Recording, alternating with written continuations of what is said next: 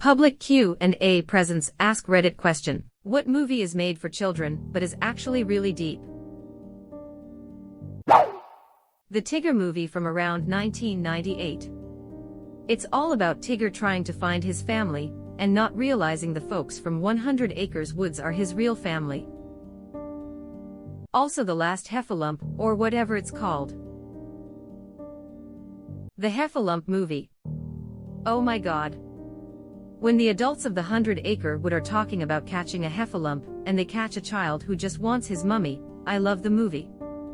It has so many good scenes, and the music by Carly Simon kills me. God, this movie was so good. A lot of these posts are making me realize exactly how emotional I was as a kid, not that it ever went away, but goodness how these would make me cry. Meet the Robinsons.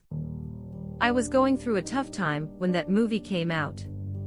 I just graduated high school, I had no direction, still living at home, my mom was an alcoholic, my dad was always working so he was never around, my sister was away at college. I cried so much during this movie. The message really spoke to me. Keep moving forward. Things might suck now, but I had my whole future ahead of me. I put myself through school, got a career, I have a beautiful house now, and I am expecting my first kid. It does get better. That's really nice. Well, I have to say The Fox and the Hound. The movie is pretty much a metaphor about how we are not born with prejudices against others for being different, but are taught those prejudices by society as we grow. It's really sad all the way through, and the ending is bittersweet at best. Land Before Time. That movie hits you in the feels. Pretty heavy stuff for a kid's movie. Wait until you learn about what happened to the little girl who voiced Ducky. Such a tragic story. Bro, why do you make me Google that? It is too sad to think about it, let alone talk about it. But also, given what happened to her, even more important to talk about. My high school best friend left home to go to an art conservatory. While there, the director of one of the Land Before Time sequels came in for a lecture or Q&A. My friend, who is quite a character, decided to mock the director and asked, "Why did you change the voice of Ducky? Was Ducky too big a name for you? Couldn't afford Ducky's demands? Ha. Then the director explained what happened. Cut to scene of my friend leaving the classroom as sad Charlie Brown music plays. I didn't care for the second one, so I never watched beyond that. But I remember being upset as a kid that All Dogs Go to Heaven 2 didn't have Anne Marie in it. I thought it ruined the whole movie. I mean, it was kind of bad anyway, but that's the biggest thing. I thought it was stupid, and they should have just brought her back. Didn't find out about Judith Barcy's murder until adulthood. I always feel a bit guilty about it. I can't even imagine voicing such a trivial complaint to someone who knew her. Littlefoot's mom. Lilo and Stitch. Especially in terms of Lilo and Nanny's relationship. Edit. Also, Stitch is actually a very complex character. You really need to read between the lines in order to truly understand him. Man, right. The fact that Lilo actually gets taken away from Nanny by the social worker is just so heavy. First movie I remember crying at as a kid. Didn't understand just how depressing this plot was until I was in my 20s and really adulting. Two orphan sisters, the youngest bullied at school, the oldest barely 18, and responsible for a kid while trying to balance some semblance of a happy life with steady work. I didn't fathom how hard that must be until I was independent myself. I still don't feel mature enough to be responsible for any human but myself. When I watch Lilo and Stitch now, I am so much more emotional when they are separated. Want to hear something worse? Lilo's parents were killed because of a storm that caused a car crash. What's she doing in the opening credits? Giving Pudge the fish a sandwich because he controls the weather. Want to make it worse? She believes the fish controls the weather because she forgot to feed Pudge the night of the accident. Oof, that's so much worse. I never knew that part, that she forgot the night of the accident. So many little details in this movie that carry so much weight. That's one of the biggest. This kind of reminds, I once had a high school student who once told me my mother chose drugs over me, and then said something along the lines of my older sister moved out and left me alone. She had no electricity, no Wi-Fi, almost no food, and was busting her ass at work, school, and extracurricular activities. To top it all off, she was on remission for leukemia. I brought her food and money every week until she could get settled in a women's shelter to finish school. She graduated with good grades and went to college. I haven't seen her since, but I am proud. Her mother left, and then her older sister gave up on taking care of her and left too. She did it all herself. Edit. Thanks for the awards. I haven't been in contact or tried to get in contact since, and I am okay with that. She's an intelligent young lady. I know she'll be just fine. When I was a kid, it used to make me sad that Stitch was lonely. As an adult, it's how lonely Lilo is that messes me up. Just wait until you start identifying with elements of Nanny's character and realizing what she's actually dealing with and going through, and how young she is. Just watched it the other day. As a kid, I don't think it really clicks. Now that I am late 20s, Nanny's character being only 19 adds a lot to the movie. As a kid, you think a 19-year-old is a grown-up. As an adult, you think back to 19, and remember that being responsible for a 5-page paper could send you into a hysterical panic, let alone a 5-year-old girl. It's seeing Nanny giving up her dreams of surfing to take care of Lilo that makes it sad, since she pretty much didn't have a choice. I haven't watched the movie in years, but damn, this hits home. I was 19 when my parents died, and I had a mortgage payment and a 12-year-old sister to take care of overnight. I am going to have to watch this tonight. This is a good one. Their relationship is definitely next level deep, removed from the context of cross-dressing aliens. I loved that movie growing up, but didn't really see the full picture of their relationship until watching it again, and learning a bit about the song Nanny sings to Lilo the night before she is taken away, being the same one Queen Liliuokalani wrote and sang for the people of Hawaii after being captured, and how she felt that she failed in her duty of protecting her people. This was my favorite movie as a kid, and is still extraordinarily sentimental to this day. I was bounced around homes and foster cares a lot when I was super little, so the notion of Bubbles taking Lilo away did not fall on deaf ears for me, LMAO. Absolutely cried and still cry when Nanny fails, and cuddles up to sing to her one last time. Disney's The Hunchback of Notre Dame. Let me fuck you or I am going to set you on fire. Frollo.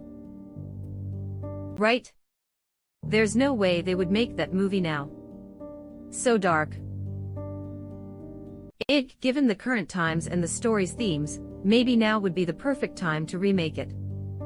But after that Mulan remake, LBR, you're probably right, LOL. Well. Notre Dame fire. Absolutely. The film deals with a whole bunch of complex issues like racism, bias, guilt, abusive relationships, PTSD, the effects of years of loneliness, moral sacrifice, emotional manipulation, corruption within the church, a silly hat. The list goes on and on. It's an incredible film and honestly a really brave choice for Disney to make as they did, because of the long list of issues it deals with while making them still reasonably understandable for kids. We sadly often overlook the silly hat problem.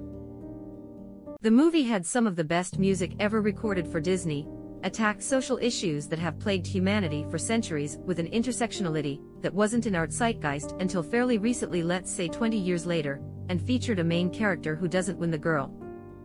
And the whole thing gets discounted by Disney because it didn't sell enough toys.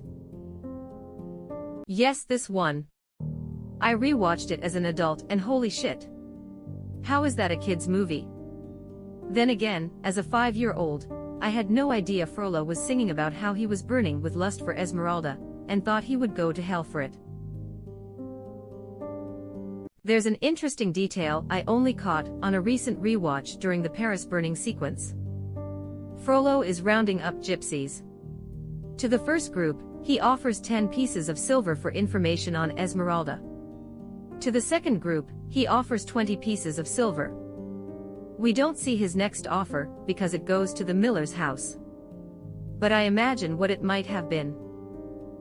Seriously, one of my favorite Disney movies. Forget the amazing animation and music, but there are such adult themes and ideas. And it doesn't fall into the trope of Quasi getting the girl because he's the hero. He gets what he wanted from the opening song, just to be able to live among the people. I honestly could gush about this movie all day. Yes, I used to be annoyed as a kid that Quasi didn't get the girl. I rewatched it as an adult, and it suddenly hit me that Heaven's Light and Hellfire is one song. It's one song about the hero and villain both pining over Esmeralda, but one of them sees her as a demon sent from hell to tempt him, and the other sees her as an angel sent from heaven to save him. The only one who sees her and treats her as a human is Phoebus, who she decides is the best choice for her. Monsters University. It was really refreshing to see a movie that didn't try to push the false narrative of you can be anything you want to be. Sometimes, you're just not going to be big enough, or fast enough, or strong enough, or smart enough. But that doesn't mean that you shouldn't embrace your own strengths and talents to find what you can do. And if you focus and keep an open mind, you can find a new dream, and a place where you can excel on your own merits. I love this movie so much. Mike's drive and resilience is my favorite thing. The end when he wants to set the record for most mail delivered just gets me every time. It really is so refreshing to see different narratives in Disney or Pixar movies.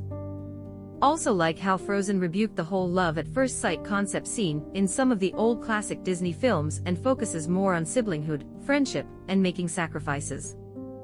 I could go on with this, but I think this is all a reflection of changing cultural and societal values. I'll See You and Raise You a Lilo and Stitch, the story about an 18-year-old girl who, in the aftermath of her parents' tragic deaths, abandons the dreams of being a pro surfer she is already well on the road to being in order to raise her, if not somewhere on the spectrum then at least deeply traumatized 6-year-old sister. She faces the intense scrutiny of the CPS, who is well aware of how lacking her ability to cope is given that she is 18, and has had to take crappy jobs as a waitress to make ends meet and support her sister, and has a love interest who is also 18, and just as inexperienced and doesn't know if, let alone how, he can step in and help and support. Also, this movie will forever beat Frozen when it comes to sibling relationships, because if we are real with ourselves, Elsa and her sister haven't talked to each other in 12 years, which means that realistically they are complete strangers. But yes, I have to agree that these movies all somehow manage to turn expected stories and motives on their head. Coraline. Not only is it deep, but it's fucking creepy too. We were studying animation when Coraline came out. Group of us went to watch it, and near the end of the intro a child ran out crying. My friend said that was the goal he was aiming for in his animation. Dude, I almost ran out crying. Seriously, though, the animation in that movie is sick. We need more movies like that. Unfortunately, that is pretty much not going to happen. There are so few stop-motion animators and puppeteers left in the world, and most of them all worked together and made Coraline.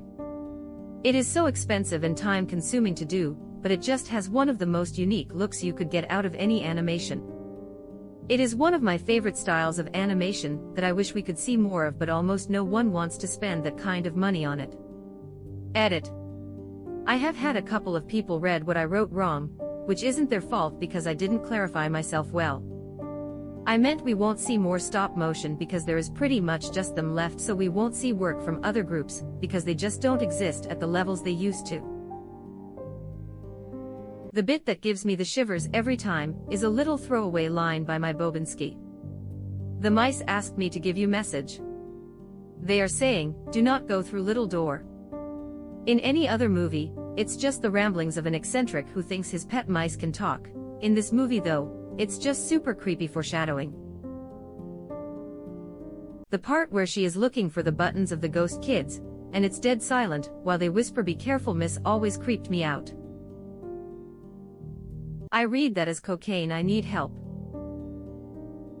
I got you fam. How's that going to help him get cocaine? If he goes to a meeting, probably find a dealer hanging around. Iron Giant. Yo Hogarth, a 10-year-old kid flat out accepts his, and the town's demise when that bomb goes up. He says it plainly, when it comes down, everyone will die. That is some heavy-ass shit for a supposed kids movie. I remember not understanding the finality of their acceptance. Not even Hogarth's mom tries to sugarcoat anything. Or at least she doesn't try to pretend to Hogarth like this shit ain't happening. Dean is also like it wouldn't matter. I have such respect for that movie for playing the Cold War completely straight. It pulls zero punches. I am really sad they cut a scene that really drove home why Dean was so fucking terrified of the Iron Giant. I can see why, because it was fucking terrifying, but the movie makes so much more sense with the scene in there. The scene happens the first night the giant sleeps in the junkyard, and as the giant is dreaming he broadcasts it to the TV that Dean left on while he fell asleep. The dream is of him and hundreds of other giants leveling Mars with ungodly amounts of firepower. TBF, the giant itself is terrifying enough. The deleted scene you're talking about is great, but I also feel like Dean shows an appropriate amount of panic to just seeing the giant for the first time. The entire movie is centered around Cold War paranoia, and combined with the giant's freakish size, I definitely buy why Dean would be spooked even without that deleted scene. We like Dean. I always loved that one interaction between Dean and the giant. There are two types of metal in this yard: scrap and art. If you have to eat one of them, eat the scrap. What you currently have in your mouth is art. Giant takes chewed up piece of metal out of his mouth and shakes it in confusion. Art? You stay. I go. No following. Man, that hurts every time. So you will appear my aeon. The Secret of NIMH. Oh, that book is one of my all-time favorites. Mrs. Frisbee and the Rats of NIHM. If you like this movie, you've got to read the true story behind it. Born in '79, and that movie, specifically Nicodemus, scared the shit out of me. That fucking owl. The Lee of the Stone. The Last Unicorn. It's a kids' movie because it's a cartoon about a unicorn, but it's quite serious, and has themes of identity crisis, existentialism, and unrequited love. And it's fucking terrifying. Flaming Bull gave me some cracking nightmares as a kid. They passed down all the roads long ago, and the Red Bull ran close behind them and covered their footprints. Most of Pixar fits, but I also want to give a shout out to Kung Fu Panda. It's a beautiful story about loving yourself and embracing who you are. The scene where Master Oogway rejoins the universe kills every time. Yesterday is past, tomorrow is a mystery, but today is a gift. That's why it is called the present. Why'd you have to go bring that scene up? I was having a good day till you made me think about that.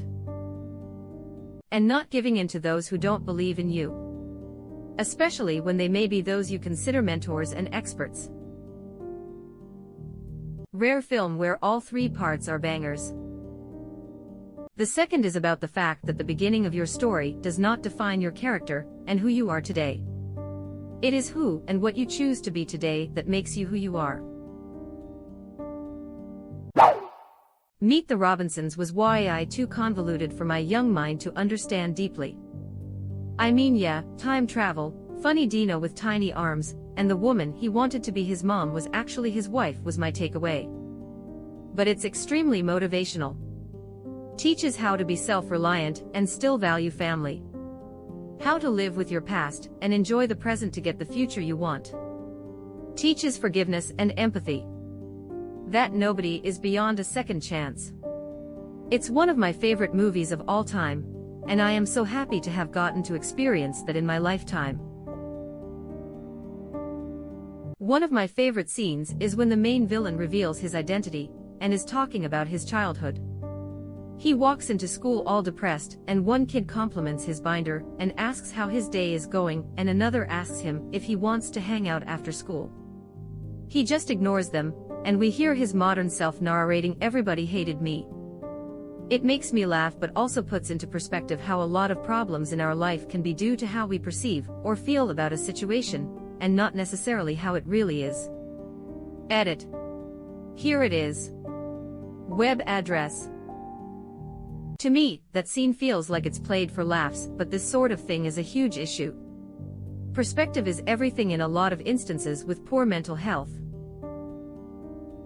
When I was 19, I worked at a Regal Cinemas, and when new reels are delivered, they have an employee sit in an empty theater and watch the movie to be sure there are no flaws in the reel before it is debuted. I was picked to watch Meet the Robinsons, and I was moved by it and ended up crying towards the ending of the film. I just got goosebumps when I opened this thread and saw your answer. Thank you for reminding me of this movie. I love Meet the Robinsons and love the message, but I cry every time I watch it, so it's been a while since I have actually sat down and watched it. The movie is so weird and wacky it's hard for my middle-aged self to enjoy it, and I love cartoons. The message about celebrating failures as an opportunity to learn and improve is great. My kid gives up easily, and I appreciate him seeing the importance of tenacity. 9. After an apocalyptic war between humans and machines, the world is completely destroyed and void of human life. However, a ragdoll awakens in this world, and it holds the key to humanity's salvation. That doesn't sound a very childlike movie. Is it a good movie though? Watched it the first time as an adult, cried like a kid at the end. It's an incredible movie.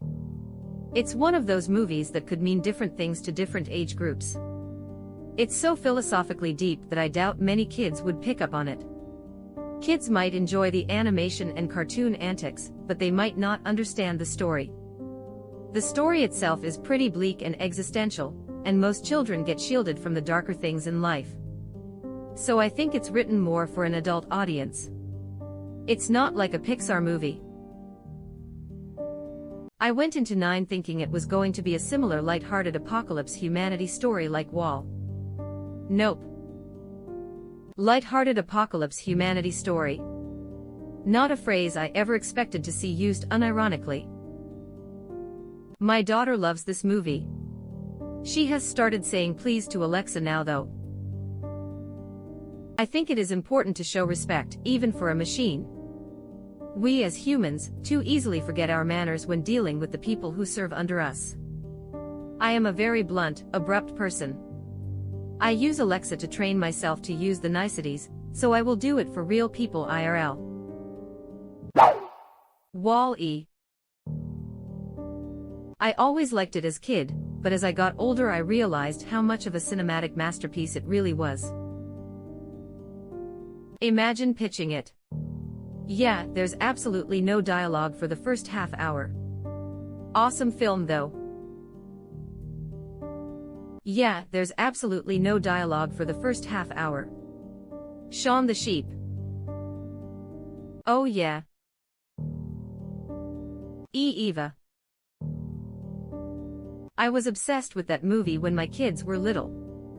Ponyo is another great one. Wall-E is coming true as we speak. COVID has hastened my need for a zoomy chair. LOL. Bed knobs and broomsticks. The climax is Angela Lansbury using the power of Satan to fight the Nazis.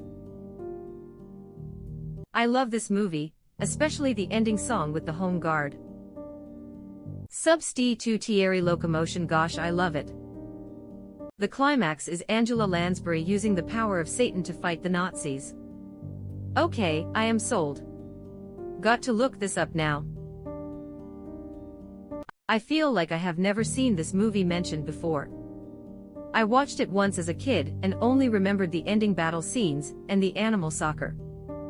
Watched it again a couple of months ago. Wow, I missed a lot. The book is completely different. Ferngully. Hexus used to freak me out as a child. Up. It comes across as just an old man and a kid going on an adventure. But not only is it sad ABT how he got his dream, but lost his wife so she isn't there. It's a crazy redemption arc too. That by helping this kid he heals himself and can finally be at peace. I suck AR explaining it, but Jews think ABT it, haha. That miscarriage scene in the opening crawl just killed me. It was so honest and painful.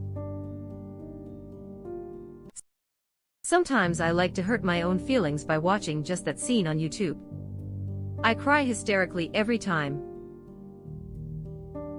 Sometimes I don't know how to explain it, but just overwhelmed is close. But there's nothing specifically wrong, and obviously this whole year has been on and odd like that, and I feel like I want to cry, but I can't just make myself cry because nothing is wrong. So I go borrow feelings from sad things on YouTube as well. It's cathartic. How the fuck isn't this higher? This shit tore me apart. I wasn't expecting to have so much investment in the opening scenes of a kid's film. Came out of nowhere and instantly reminded me of my gramps. Not sure if Spirited Away's target audience were children, but I am 100% sure that the movie has a really deep meaning behind the story. Studio Ghibli, keep being awesome. Studio Ghibli is the best. Princess Kaguya, I think that's how you spell it, really got me though. Inside Out. What a wonderful movie that is. From the first couple of notes of music I knew it was going to get me. It does a really good job of putting over the message that it's okay to be sad sometimes. There have been instances of childhood psychologists using the movie as a tool for children with emotional issues. It explains emotions in such a legitimate yet relatable way. Never mind child psychologist, my therapist recommended it to me as an adult. This movie has been great for helping children understand emotions. I work in a field with children, and as long as they know the main characters, I can help them understand their base feelings, and help them build up and understand the more complex ones. Man, people just really don't understand the importance of teaching kids about emotions, and how to handle them properly. I never learned how to handle anger, and that's a lesson I am learning as an adult. My fiancé takes weeks to even figure out how he feels about anything. He'll be off one day, say he's fine, and then 2 weeks later say, "Hey, remember that Saturday you said I was acting weird? I just realized I was super pissed off about some stuff that happened at work." It's so important for kids to learn this stuff. I made a cheesy feelings board for my son when he was going through some big emotions as a 3-year-old. Just simple stuff on there like happy, sad, sleepy, etc. My family laughed at it, but he loved it. He would go over and have to think about how he felt for a second and point at how he was feeling. He still occasionally pulls me over to it to show me when he's upset. We watched this movie right after we moved to a town we hated. Our whole family sobbed in the theater. Several years removed from the situation, it is a truly wonderful movie. Beat me to it. Adults could learn just as much by watching it. They played this movie for us at a mental health facility for adults that I was in. It was part of internal family systems therapy. This movie did a really good job of showing how complex human emotion is. I don't know if it was intentional, but it's identical to the internal family systems model. That was something that really helped me explore my very many emotions in a healthy way and come to terms with the feelings I was having. I recommend this movie to everyone, kids, adults, mentally doing great, or those really struggling. It was powerful and educational. The original Willy Wonka and the Chocolate Factory. Fuck that freeloading lazy good-for-nothing Grandpa Joe though. The Never-Ending Story. The end where she says he is taking part in their story, while we are watching his. And they are all part of the never-ending story. Also Gmork's speech right before Atreyu kills him where he talks about the nothing. People who have no hopes are easy to control, and whoever has the control has the power. Never understood it as a kid, but it hits home now. Coco. Mon, Abuela Coco. She was so precious. Her remembering her dad after all those years. Just heartbreaking. Also implies that she didn't hate music at all. She was probably just like Miguel, didn't actually hate the music but because Imelda did, she was kept away from it and eventually began to lose her memory. And since Abuelita can't remember her actual name, hates music with a passion, that means it came from Imelda and not Coco. It's possible Coco didn't have much of a say in raising her own daughter. Papa. What a beautiful way to think about the passing of loved ones. Coco is the only movie that has made me cry every time I watched it. My kids love to put it on because they think it's hilarious that I am guaranteed to cry every single time. I know this. I know why they are doing. Still cry. Little shits. Big Son passed away last year. Lit Lezen and I watch this when he misses his big bro. We cry. Not to be dramatic, but this movie was transformative for me. I'd never really seen my own culture represented in pop media, and hearing the music. Seeing how beautifully they showed the world how important family is in my culture. Just perfect. I told a coworker of mine that I was glad I didn't get a chance to watch the end of it with our summer campers, or I would have cried in front of all those kids. Surprisingly deep and emotional. I cried. I can't listen to Remember Me without tearing up. When Miguel sings to Mama Coco at the end. Absolute scenes. Megamind. This movie was on screen while I was employed in the electronics department at a store I used to work at, and I could never stop watching it. It drew me in. Such a great story, told very well. Will Ferrell is fucking hilarious in it too. Zootopia. It starts out as a cute film about animals living like humans, but quickly turns into a film about classes in society and racism. Holes. Still one of the best book-to-movie adaptations. Toy Story 3. This movie was definitely made for the kids of Toy Story 1. I was a Toy Story 2 kid, and I remember taking my little brother to see 3 at the cinema. I was freaking out during that scene at the end, like oh shit, this is dark, and I brought a kid to see it. I think it's a testament to their storytelling that some people believed they'd actually go through with it. Kubo and the Two Strings. Yes, I absolutely love watching this with the kids. Especially Regina Spektor's rendition of While My Guitar Gently Weeps. Most kids' movies are deeper than most adolescent films. Just compare something like Kissing Booth to Inside Out or Up. Finding Nemo, pretty much at the bottom of the ocean at times. That movie was followed by an increased demand for clownfishes in pet shops. Just in case you needed reasons to lose faith in humanity. So ironic it hurts. Finding Dory. As a father of an autistic daughter that will never be independent, this one hits me in the stomach every time I watch it. On the whole, I prefer the first movie. But the way they took the comic relief character and made a whole movie exploring what it would really be like is something pretty special. The look on her parents' faces when they realize this will always be a problem for her is just heartbreaking. That's the scene my wife and I dread. It really brings back the day we faced that ourselves. Not a film but a TV show, are loved by all. Avatar. The Last Airbender. Deals with really dark and serious matters even though its target group is children.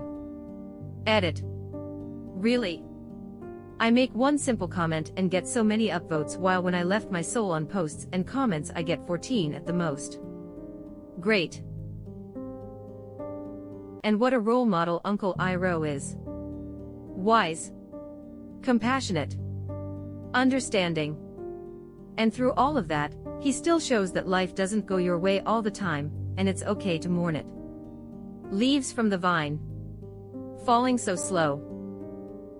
No, I don't want to cry, stop. Like fragile tiny shells drifting in the foam. Then Legend of Korra had a half season about PTSD. That show really got real. There's a freaking double suicide in the first season. I mean, seriously, Locke got dark. The closest ATLA got was an implied off-screen death. Edit. Also, Monk Gyatso's skeleton. I think it's a murder-suicide, isn't it? But yeah man, super dark. I was pretty shocked by it. Korra could have been so much better if Nick had shown more faith in it, and it was pretty damn good as it was. Wow. You are still with us. Thanks for being such a nice person. As long as you are here, why not like this video and subscribe to our channel?